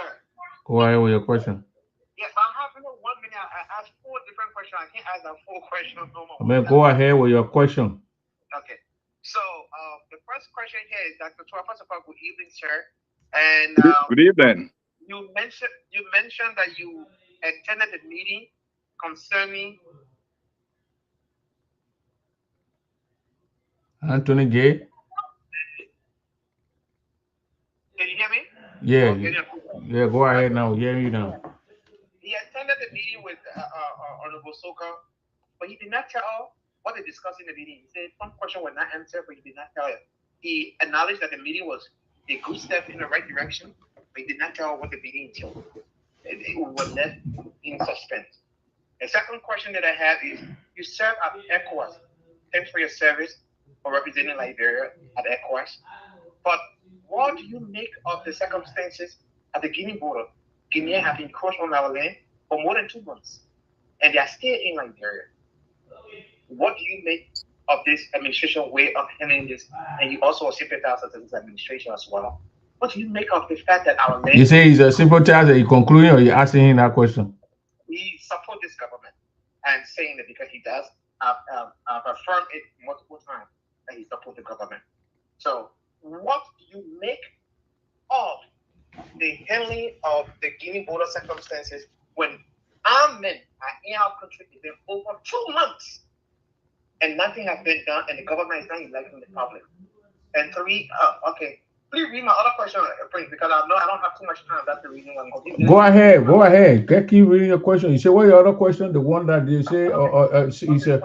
My other question is, He, I see now he criticizing Zopeno, but he also endorsed Zopeno candidacy for senator over Thomas Yaya Nina, who is the competent individual that was in the race in 2020. He did support Zopeno, he endorsed Zopeno in 2020 over Thomas Yaya Nina. Knowing for them what the incompetency of Zo, because Zo were already the representative for 3 terms. So they criticizing Zo. So what was his conclusion by making that decision? Can you help us understand, please? so you got facts that he supported Zo? The man is right here. The other thing. No, The I man is get right here. Yeah. Okay. Respond. All right. You got your question. You answer your question. You writing it down. When you finish, you will go.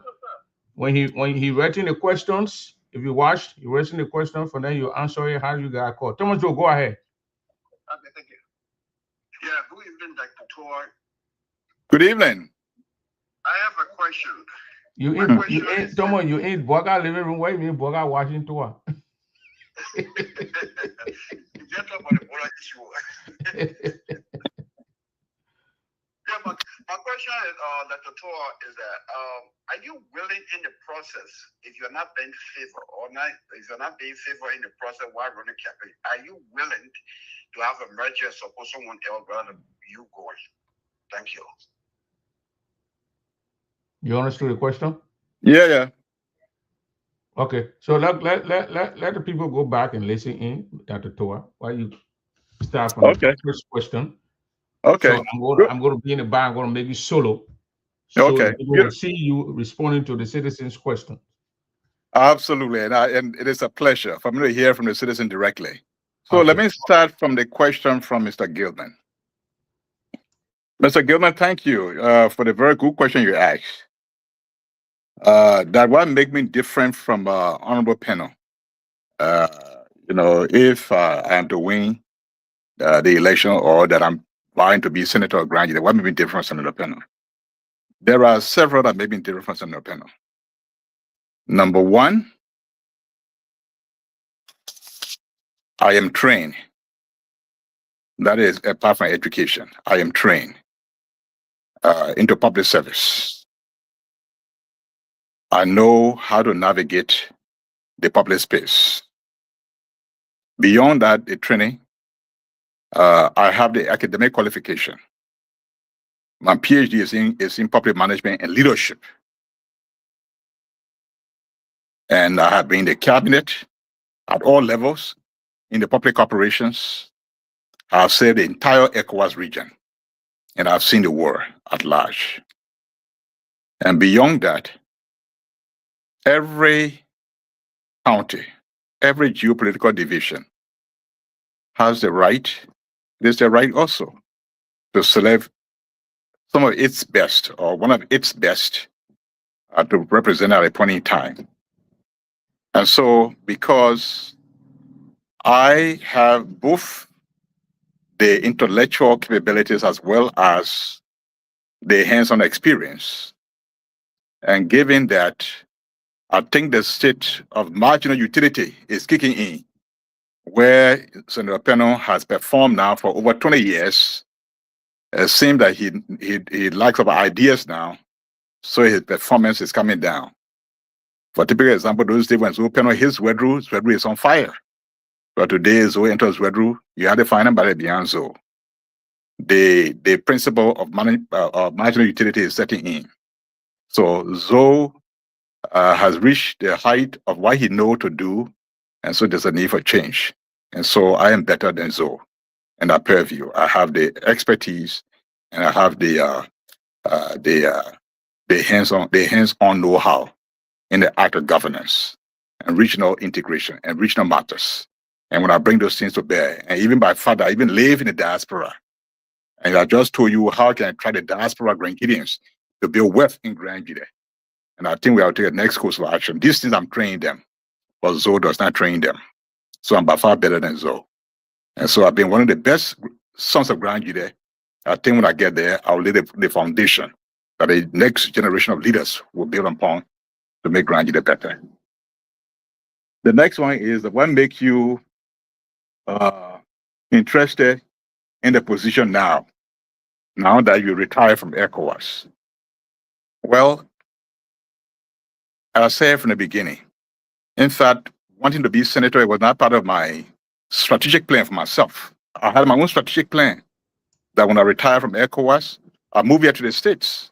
I already got a job secure with one university, one of the universities in one of these states, to head the African Studies Department. It's just a question of me show up, because we have been talking. I'm offered a job. I would have come live here 3-4 years, teach. Then I retire, I get my Social Security. Plus my retirement from ECOWAS. I'll be pretty good. And if I still have to work, I'm doing some teaching at university. I'll be standing good. So that was my own strategic plan for myself. But the fact that I toured Zwedru and I toured Grenada, that over the past 21 years, we cannot see the impact of government budget disbursement to Grenada. You can feel the impact. The people over Grenada are suffering. And I cannot have the reservoir of knowledge. Then my people are dying. Then I come here, I come in the West and lay down to enjoy myself. So I'm prepared to forgo that to go and save my people, to bring light. Just imagine electricity reached over 10 years. And even the cities, the towns, the little wire pass through, they don't have light. It's just a few days now people making noise around about transformer and all of that. So there's so much that needs to be done. And I am trained, I have the connection, I have the exposure, I know how to connect with people. So I'm going to bring my ability to make law because I am versed, my ability to connect with people, because I am trained, I can do that. I bring to bear my ability to provide oversight on how the budget execution and even the general administration of local government. I'll bring all of those to bear. And that will help to change the paradigm, to have a paradigm shift in the county. And so my coming here really means that I retire, I'm available, but being available doesn't mean that I didn't have other things to do. I have tons of other things to do. But I have chosen to give back to Mama Njide. And I mean it from the depth of my heart. And I'll say it from the beginning, we did not choose to be born in Grand Jide or to be crying. It was part of God's divine plan. And the fact that we managed to succeed in our own respective ways does not mean that we have some privilege that other people didn't have. All of us came from the same place at different levels, but somehow others managed to excel. So it means that when you succeed, you have to come back to give back to where God sent us, to where God sent each of us to build our place up. And so that's a calling. In fact, I even in one of my engagements, I attributed that to God speaking to me. because when I towards Wedru, I went by my hotel. That word keep rekindling in my mind. God put prayer to grant you for a reason. God made you cry for a reason. And with all the knowledge base you have, try to leave a legacy. Help your county. And so I yield to that small voice of wisdom to give back to Majide. So that's my motivation. But our county is not a bad ship. It requires all the best minds to sit around the table and to help that county. That's why I'm doing that, Gilman. And I'm glad of the opportunity you gave me the last time for me to speak to you. And you are one of the best and brightest minds in Grand Jide. And so I want to also encourage you to see what you can do to help Majide in your own weak ways. Thank you so much. Then let me go to Princess. If granted, what difference will you do? What difference will you make? What difference would I make that from Zopen, that Zoe is not doing, I think Zoe is not doing that, I would do differently? Yes, well, there are many things that Zoe is not doing that I would do differently. And that has to do with what we call planning, good planning. I would call that strategic and tactical planning. What that means is that do a long-term plan, and the long-term plan do short-term plans. And after the short-term plans, all the achievement in short-term plan translate into the long-term plan achievement. And so we're going to identify our priorities. And then we program our priorities by resetting our priorities. And when we do that, we'll link our priorities to our budget allocation. And then we execute our budget in line with our priorities. And then when the budget is executed, we evaluate the impact of the budget. And at the end of the day, we audit our budget execution. That we'll call sound public financial management. And that's what I'm bringing to bear. Zoe does not have that expertise. I am bringing that expertise to bear, and I'll institute that, and that'll be a break away from the past. It'll be different from what Zoe is doing. I don't think Zoe is providing good oversight in the county. And right now, everybody is on their own. The central cannot hold. The county is dirty. No progress. Since 21 years ago, you can go to Ziatown now, beside NGO doing things. A major impact that the government has done in Ziatown, in Belibo, or in Piru Penonkon, or even in Yao, Johnson, where I'm from. The past 21 years, what is the government doing now? You can't pinpoint anything. Anybody think anything I've been doing now, where I'm from camp there all the time, they didn't say so. After 21 years. And Johnson is not too far, it's a children's headquarters. And so many things are not happening. Not because the government is not providing money. The government is providing money. Over 21 years. Government has promised so much millions of dollars to Grand Jide County, but you can't feel the impact. So we have to break away from that. And so I bring a difference, sound public financial management to Grand Jide County. The way we do things, we break away from that and do it better. Now, so let me go to Anthony Gay. Meeting of the Putu Mountain, what was discussed? I already said I did not, I said the meeting was good, the meeting was timely, but I did not provide information on what was discussed. The meeting was public. You all listened to the meeting. I am not your official. I went there as a citizen of Grand Jide. As a citizen of Grand Jide, I don't think it's my place to kind of report to you. Your senators and representatives that you employ, they should report to you. But by the way, you listen to the program. It was live. The question that was asked to me was that you think the meeting was necessary because nothing was achieved and that some people did not attend. And so I said, any meeting that is geared towards providing some form of information for people to interact, for people to ask questions, that meeting is good. Because many people are confused, people don't even know what is happening. At least that meeting provided a window to hear what some people are thinking, and then for people to express what they think. You see, and that what took place. So I'm sorry if I come and report on what we discussed, because I didn't specifically write to come and report. All of us listened to it, but I'm sure when you ask your representative, they'll report to you. But I think calling that meeting was necessary, and that the father people provided a window for people to ask questions was good. That interaction was good. The next question is, at ECOWAS, what is your view? Okay, as As a former executive of ECOWAS, and what is your view on the situation at the Liberia-Guinea border with the armed men coming incursion to Liberia? I wrote an article in which I discuss, and if you like, I'll forward the article to you. I actually had in my old account that got hacked when the issue came about. I even discussed it on Top FM one time. And that the situation at the border, both sides, both Liberia and Guinea, needed to scale down the rhetorics, because what we're talking about here is real people who have families, who live in the area, who have intermarriages, who share even the fire huts, so that they know fire person cross across many years before even the introduction of modern days today, and then there's colonial boundaries. And I propose that Pan-Africanism engagement, wherein the people that are over there, they are real people, they are families. And so we should not just treat that matter as a borderline drone, and this is Guinea, this is Liberia, but we should see as families on both sides, and that Liberia and Guinea, they are true sisterly countries, germane to the growth and development of the African people.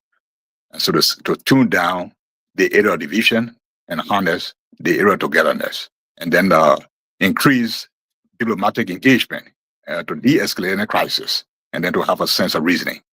And I propose that in my essay. And I will send my essay to you so you can have time to read it. Prince, I'll also send an essay to you so you can publish it for wider reading. But I mean, that's just a summary of my essay that I provided. And so that would be my take on that. All sides should draw back. Liberia and Guinea came from a very long way. And the issue of crossing the river there should not escalate into a situation where we have loss of human lives. It's not necessary.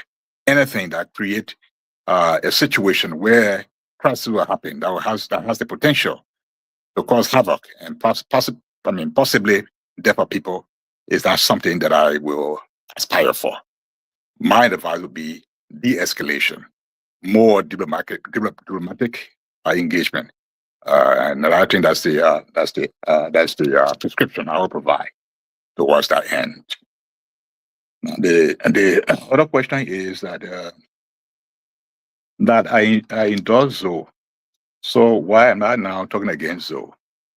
Well, yes, I endorse Zoe because Zoe talked to me, and that time the young man was so popular, and I thought that we cannot measure someone only by education alone. That love of nation, love of people, I think is very much important. But at that time, I saw that Zoe had love for his people.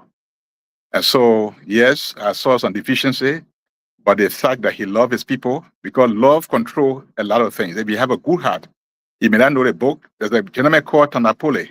He was in the legislature. Tanapole could not even write his name. But Tanapole became one of the effective legislators in Masurado County. He was prepared to listen. He loved his people. He lobbied. At that time, I was consulting at the public ministry. Almost every day, Tanapole would come there to go and see the minister, because he wanted some road to be open in the New Georgia area. And you see today, you saw all sorts of pavement in the New Georgia area. Those were the handiworks of Tanapole that he started. And so I saw love in his heart at the time. But over time, after becoming senator, with all the things that happened in Grand Juda County, he does not deserve my support. And I don't think because I supported somebody yesterday and the person is misbehaving, he's not performing to expectation, I should continue to support that person. So I withdraw my support, and I think he must go. And so that's what I will say concerning that. So the fact that I support him does not mean that he has a carte blanche to continue to go on to do wrong things, or to do things that I find to be troubling, that differ with my value as a person. And then Thomas said, were you willing to support anyone, or will you be willing to compromise besides you for another candidate to come? Well, I'm looking forward to see who the candidate might be. And let me see the pedigree of that particular person. And then we can discuss. But I'm looking forward to see who the person would be. Of course, I leave all doors open. I am not diehard. In fact, let me make a public declaration. I was one of those I helped to support Ero Madison Guion. Had Ero not died, I would have been supporting Ero to be Senator of Grand Union County. I wouldn't have even gotten the race. And that I can say. So yes, if there's someone that comes that I find that share the same value with me or even more competent that I think can deliver for the people of Grand Union County, why not? I got so much to do. Yeah, I really have so much to do. I mean, I'm currently at the University of Library teaching. I'm one of the professors there. And I'm doing very well. I'm also doing a teaching at the Grand University. Maybe I can come here in the West. You would need me. So that's what I can say. I think I've done justice to the questions asked, Prince.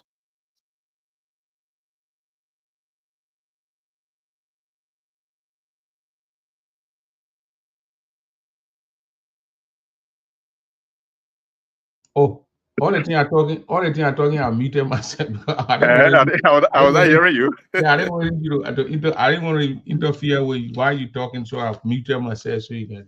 Yeah, I said all the questions that were asked by the callers. You went through them one by one and you answered them. So, and I think you did justice to the people. Those that were listening and took the time to listen to you. And Honorable Towah, so we've been here now we sort of be here 1 hour, almost 2 hours. 1 hour and 2 minutes. That's Right. how when you're with your people, you if you're comfortable talking to your people at the time going, you don't even pay attention to the time. Yeah, but thank you for that. Thank you for the time. You said there's a town hall coming up on the 12th tomorrow? Yeah, there'll be a town hall meeting here in Philadelphia. Wait, where we yeah. Coro, what's your name? Where you calling from? Yes, how you doing? Yeah, okay. Yes. My name is Towah. Yeah, Towah, how are you, Papa? Yes. Yeah, Uncle, how you doing today? Oh, very well. You got a question for Dr. Towah? Mr. Towah? Go ahead. Yes, I have a question. So how do you feel about like the people who are in charge now? Like say Sokan, Yaya, Johnson, Peno, DB. What's your view on all of them? That's my question. Oh, very good question, Towah, and it's good you ask these questions because I want to provide a line of delineation between or among these people. I think DB, Sokan, Marie, and Senator Yaya, I think those four are doing the best in my own judgment. But I think Zoe has reached the zenith of his performance, and his return is desperate. And in fact, this is why you find me, I'm getting the race. Otherwise, I have so much things I would have done. And if I can find someone who can do the job and the person must say dialogue and I convince, well, now we can discuss and see what comes out. But the four are doing the best. I think you can even take the record one by one. But I think by my review, I think they are doing their best.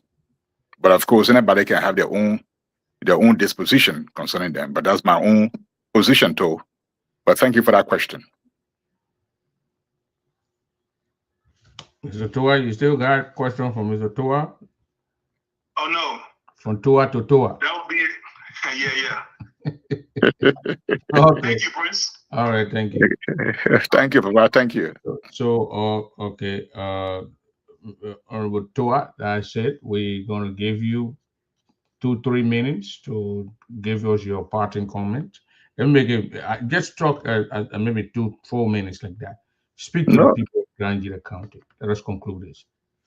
All right. Thank you so much, Prince, and fellow Grandidians. I greet you tonight. I come to you with a special plea. Mama Jide is dying. All the things you see on Facebook, do whiskey, all the happiness, yes, people try to make us feel good. But when you go on the ground that we had before, the ground that you knew, for those of you were born before, in the Grand that we have now, basic social services are lacking. Even there's some women, when I went to a few days, 2 women came to see me.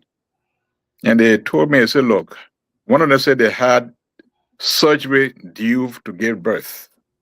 And the generator, they didn't have fuel. And the city current was off. And so the family had to buy fuel so that the operation can go on. I felt so saddened by that. And that is a major public hospital in Swedru, where somebody has to put in their own pocket to buy fuel so that they can be treated. What if the family could not afford?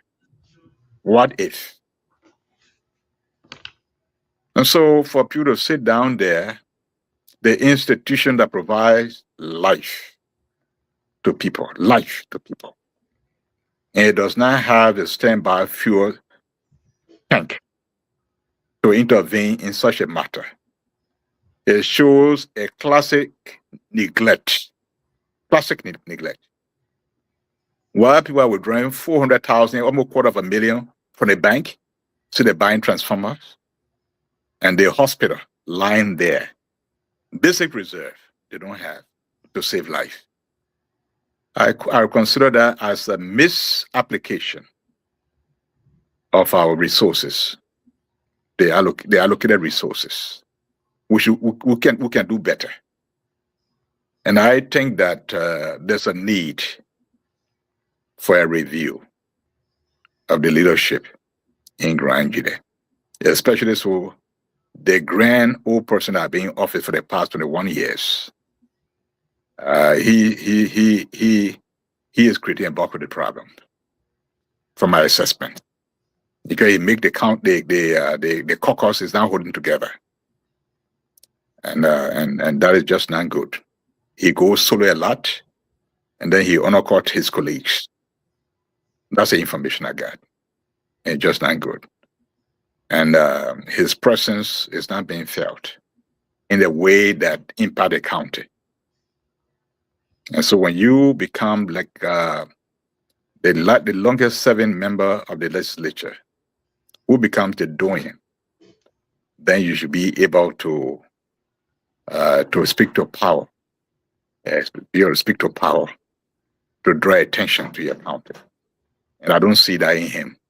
And so that's why I provided the economic principle that talk about marginal utility. So sometimes people stay too long in certain positions. They take it for granted. Whether or not they perform, they think that they must be there, and that is people's position. So when you're tired now, when you have exhausted everything in you, then you have to give way. The county has to be robust. The county has to move on, so that people can be served. So our nation, our county and our nation can prosper. Because you see, if every counties, including Grand Guinea, produce good senators, and those senators go to serve the nation, and the nation gains. I believe when some of you sit down today, when you see my younger little brother from Bapolu, Amara Kone, Moi from Bon County, Kogari boy from Nimba, when you hear them speak, Lofa, I mean, at least the 4 counties, the 3 other counties are also on the same part, got the same birth dates. You feel envious that sometimes your grand old man that stay in power so long, you don't even hear a voice. He's just there. He's missing in action. And so we have to take action now to save our county. Thank you so much. Wow. Thank you, Chief Dr. Towah, for the time. 2 hours, exact 2 hours with the Honorable Dr. Towah. Wish you a happy new week. And we will monitor the town hall. Maybe we will take a couple questions from there and relay it on our podcast. But thank you for accepting the invitation to come on. Thank you very much. Thank you, Prince. Thank you so much, Prince. Thank you. Thank you plenty. Thanks.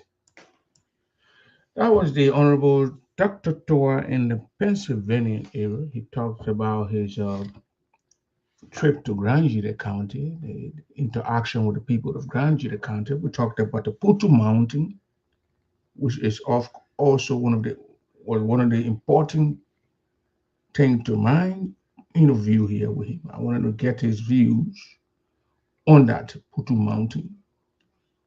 The youth, the people of Grand Jita County, what would they benefit?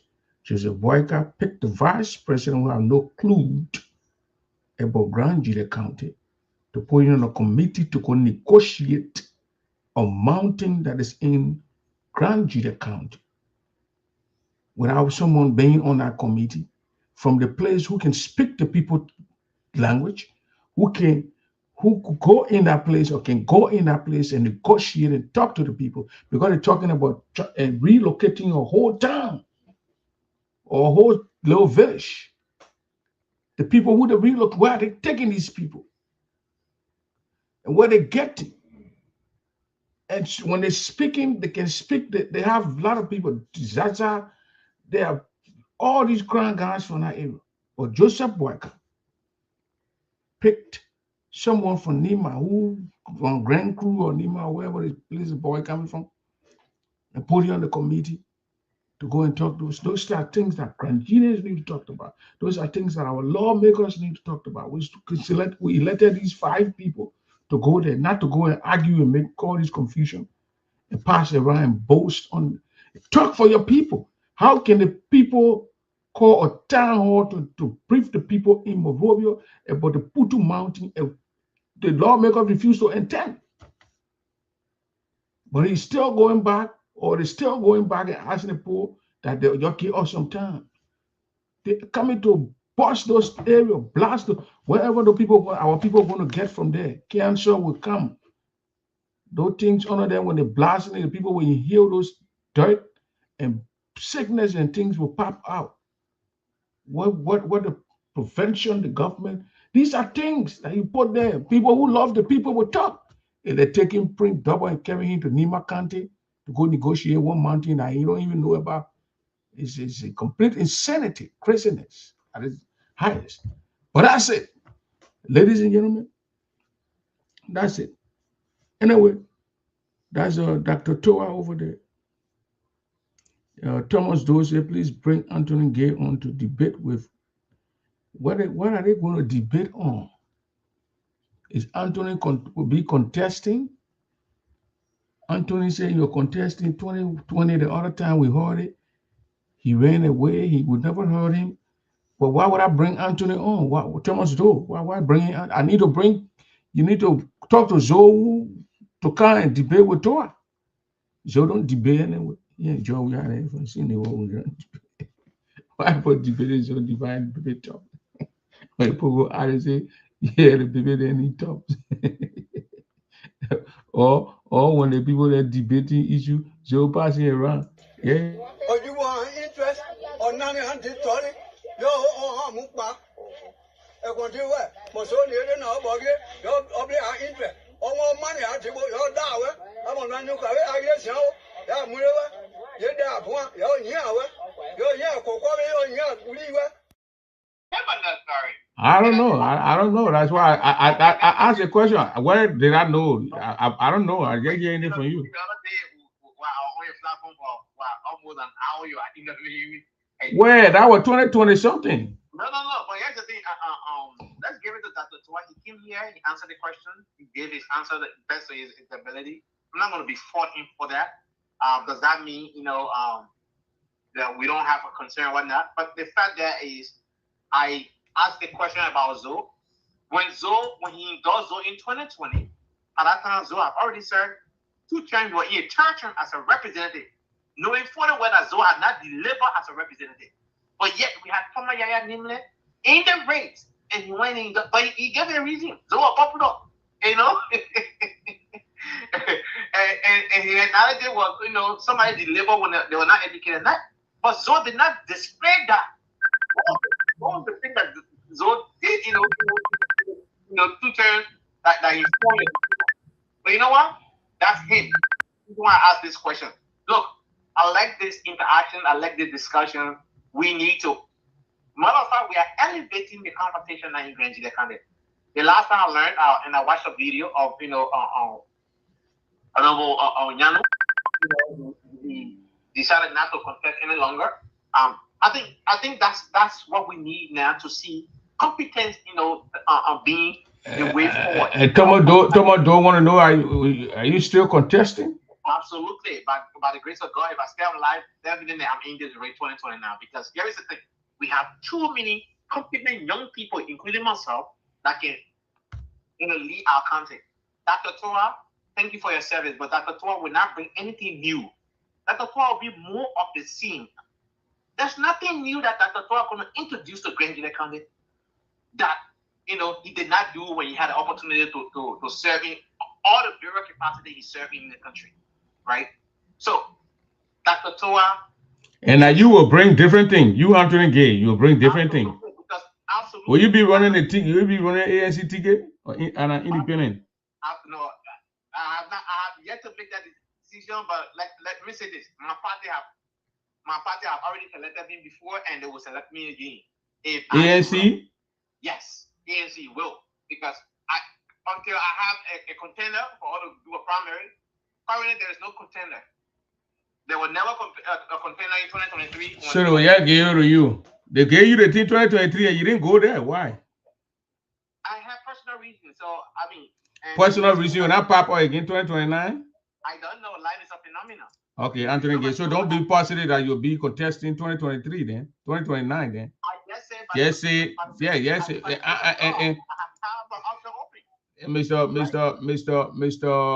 Mr. Doe asked a question. He said definitely you'll be contesting. I said definitely if I'm alive, I will contest. Okay. Well, you were allowed 2023 and you built out. You chicken out. No. I did not chicken out. No, you can use any phrase, any terminology that you built out. You ran away from the thing. No, let me say this to you. I did not run away. Friends, Portion child. You want to add that to our question in the mail here for 2 hours? What, you just come on the show? 2 hours gone. All right, Anthony Gay, let me call Papa Glay. You want to answer? You want a question too?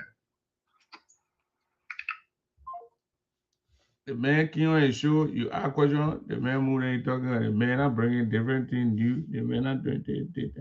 You won't bring new thing, and you, when the time can you say a personal reason. A personal reason, but we plenty of reason. Personal reason, yeah, a lot of things.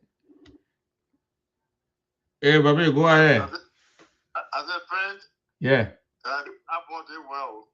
Who? Dr. Towah. Oh, you answer the question. You talk to the issue.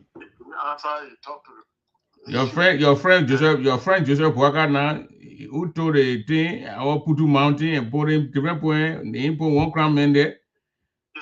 They say they put that Barat, they say they put can you Barat Council of Barat, I don't know what can you Council of Barat, no, they're taking me and putting my I ain't know nothing about Granjire. What they got no about Granjire? And then while we're talking about no Granjire man in the ministry. Yeah, Joseph Boga, I ain't got nobody from there. But our brother then was passing around here campaigning, I know. But your man Joseph Boga too now, so you need to tell him. Yeah, no, I had to plenty, but the boy he did well, but wait me get to plenty. What thing get to plenty, baby? The other guy. Me get to all. Who talk about he talk? No, I mean when you talk with your friend, the thing you have discussed, you can't just talk here. It will happen. I just want to take it. But what I'm talking about, he talk very well. Okay. But you are, when you're in this job, not only the government, why investor he ever bring to Granjire to help the people? Well, baby, 2 hours here for 2 hours. Why you not call I in that question? I wanted to ask. Yeah, we also to call it. You also to call and add the way you call it now. When I go take 2 hours and say 2 hours come by, I can't answer that question. 2 hours gone. Oh, you. Oh, when I'm die, although you don't want you under you. No, trying to come back and hear myself. He talked good, for central business for Granjire. But all that international position he has been having to bring investor. Who you brought in Granjire to help Granjire country? When bring back in, you can't ask that question. When bring back, will call you and say, Papa, can't ask to her. besides that, he got very experienced, very educated. He can get job anywhere. But say you want to be senator, all the international places he been, what help contribution he bring in Grand Gide? You see, then when you go, my wife said that why you won't come before you pay attention. He said you won't do it now. That what the old man yes say? Yeah, that's what you're saying. The old man had to us support. No, if you look, those positions like representative, all you need to do, you don't have to wait for the government alone. Yeah? You are near alone, your connection, you can bring investor, bring scholarship for the graduate student and do some development. You don't have to say that the person who When I bring to us next time, I will call the old man phone, then I'll call your phone, then the old man that to us support the baby want me to tell on to us. So I will call Mr. Gray Senior, then I will call Mrs. Gray, and two of them will be on the phone, and two will be in the middle will be asking to her. Oh yeah, but the old man behind there talking to her. Yeah, the old man said to her, I will do something when you get there.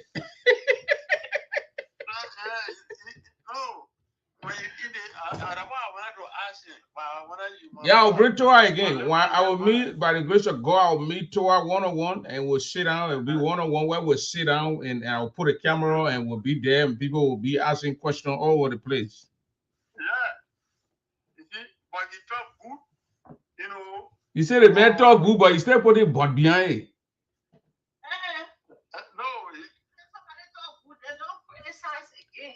No, one get the woman, let the woman talk, not getting the woman.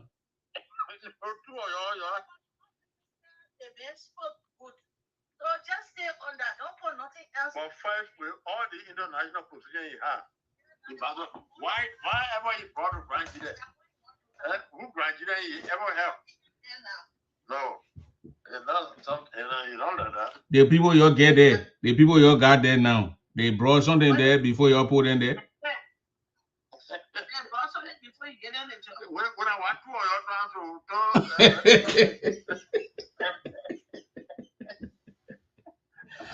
I bet we'll talk. I gotta call the show. We're 3 hours. I gotta call the show. Well, I'll bring to her again. I'll try to call you and give me a time. Then we'll come on one of these Sundays. But you're telling why I said. Well, I bring it mail. You ask the mail yourself. Yeah, well, I bring you. I will give you the line. Then you ask the question yourself. Okay. Your good night. Why you let them Oh, okay. Oh my God. I will look for you. Can you call? I can look for you. Then I will interview you too. My niece getting married. Who? In Kentucky, yeah? Yeah, we're coming to Louisville. Oh, okay. I know. I know her. Yeah, I am coming. Oh, okay. I will look for you. Okay.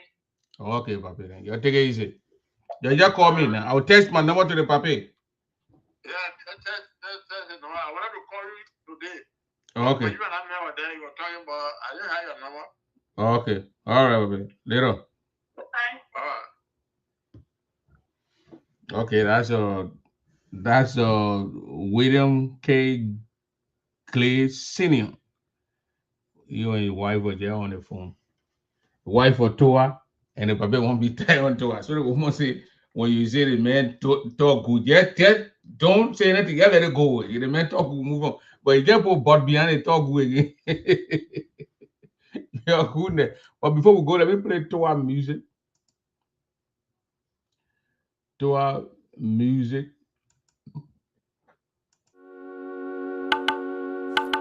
Agbọ́déwẹ̀ o, agbọ́déwẹ̀ o, agbọ́déwẹ̀ o, agbádàdọ̀ tó adéwẹ̀ o, dègbà jìdẹ̀ yé nyam o. Sòrò náà agbọ́déwẹ̀ o, agbọ́déwẹ̀ o, agbọ́déwẹ̀ o, agbádàdọ̀ tó adéwẹ̀ o, dègbà jìdẹ̀ blò ayé nyam o. Abode we o, abode we o. We julu anya we o, abode we o. Abode we o, abode we o. Abiblu aye nyamu o, abiblu aye nyamu o. Gale apoli o. Nyawe buya awlo you. Nyawe ko you lo sugriyan. Ko ya zuglo guriyan lo dia. Abode we o, Towah. Abatowa de we o, ababla de we o. Let me open the line. We call the mystery and open the line. Recall your name and tell where you got it from. Yeah, thank you, Mr. Dorothy Emmanuel Zaza. Thank you for having me. The issue of people saying every time, what has he done? What is people they want to be represented as? People should understand there's a difference between humanitarian and valuable representation. People who can give gifts, they're not supposed to be representatives. They can simply get all your do not until so don't see your hand with cow the near young for your hand. There should be no proof what they do. Also, representative, I have a solution for you. The one will say. Okay, thanks. One thing I do, another because he's very good. If I have a good easy to us to speak out for them, idea now, good idea. Now, we're going to represent senators. Thank you. Thank you, Mr. Zaza, Emmanuel Zaza from all the way Missouri, huh? Yeah. All right. Good night. That was Emmanuel Zaza. So we're going to go tonight. That's it. We've been here for a long time now. So we will be here maybe Monday, another program on here. You have a wonderful time, enjoy your Sunday and a new week. Good night.